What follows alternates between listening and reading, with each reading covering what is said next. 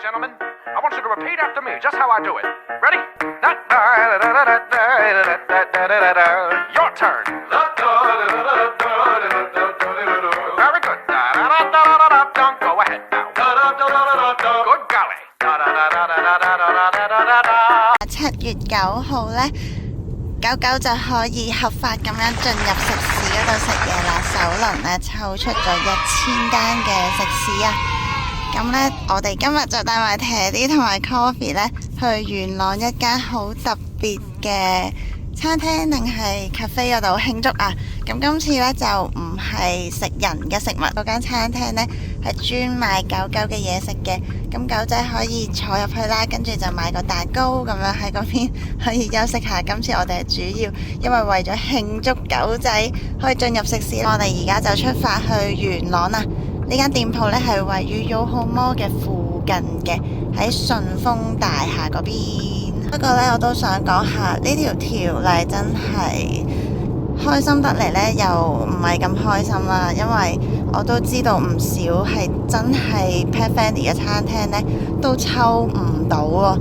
咁有好多係大家可能比較熟悉嘅店啦，甚至有沙廠嘅 pet friendly 咗好耐嘅餐廳呢，都係抽唔中咯。希望佢哋喺下一次嘅抽籤嗰度可以成功抽中啦。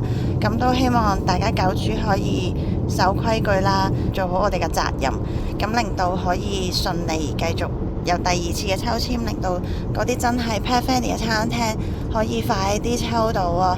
我哋等你啊，加油啊！喺咁多間抽中嘅餐廳裏面，你又有邊間係令你覺得哇正啊，好開心嘅呢？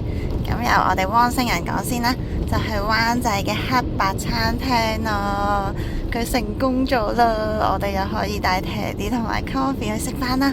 你哋呢，可以留言話俾我哋知，有冇你心水嘅餐廳今次抽中咗？順豐大廈呢，附近有個好大型嘅咪標停車場啊！咁係1小時標位嚟噶，有啲係2小時添啊！哇，有標位啦，仲要係2小時標位啊！泊低車之後行1分鐘就到啦。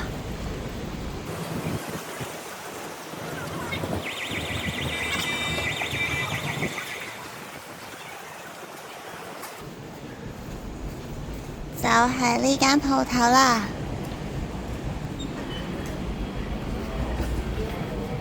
佢仲有啲台凳俾狗仔可以坐喺度食嘢。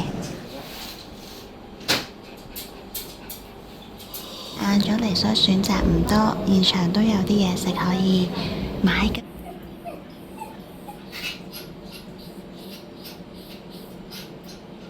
哇！呢個就係狗狗章魚燒啊！有店員請嘅。呢個牛肝曲奇餅，狗仔食噶。狗仔都係。有狗仔章魚燒食咩？個狗仔章魚燒食咩？哇 ！Coffee 驗證。Coffee 知道 ，Coffee 食得。小心啊！小心。Teddy 就排緊隊，多啲。啊，有曲奇餅係咪啊？中意食章魚燒啊？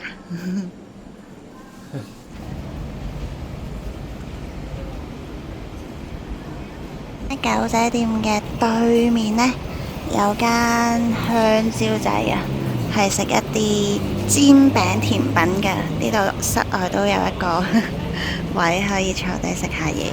嗌咗呢個杜拜朱古力麻薯煎餅。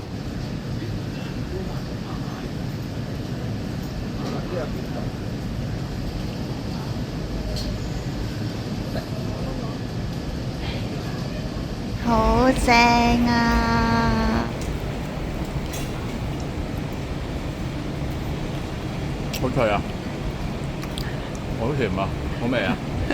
呢間好食喎，佢係好多層嘅蛋餅呢，跟住裡面就有啲麻薯，所以外面好脆，裡面軟腍腍，上面仲有啲杜拜朱古力，正啊！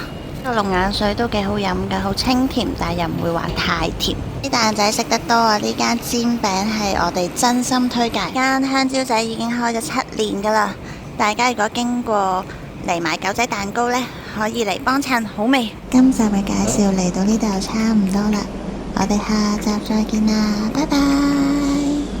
多謝你收睇我哋嘅短片。睇完咧，麻煩你，希望你可以俾多個 like 我哋，同埋訂閱我哋個頻道。仲要撳埋隔離嘅鐘仔，咁就唔會錯過我哋下一條片㗎啦。拜拜。